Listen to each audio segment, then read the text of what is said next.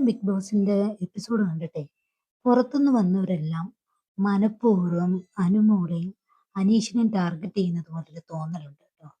കാരണം എന്ന് വെച്ച് കഴിഞ്ഞാൽ അനുമോളുടെ മേലെ ശൈത്യ പഴയ കാര്യങ്ങളുമായിട്ട് വരുന്നുണ്ട്. ശാരികയും പിന്നെ സരികയൊക്കെ മാക്സിമം അനുമോൾക്കെതിരെ സംസാരിക്കുന്നതായിട്ട് നമുക്ക് ഇന്ന് എപ്പിസോഡിലല്ല ഏറ്റവും കൂടുതൽ ലൈവിൽ കാണാൻ പറ്റിയിട്ടുണ്ട്.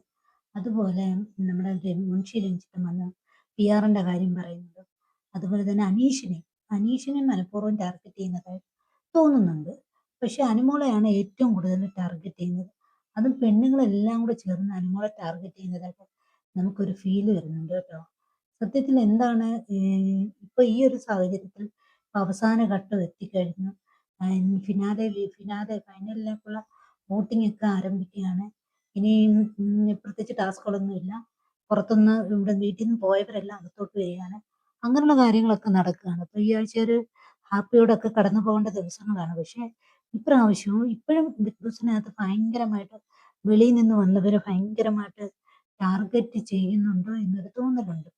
കാരണം ശൈത്യം നല്ലതുപോലെ അനുമോൾക്കെതിരെ നല്ല രീതിയിൽ പ്രതികരിക്കുന്നുണ്ട് ശൈത്യം.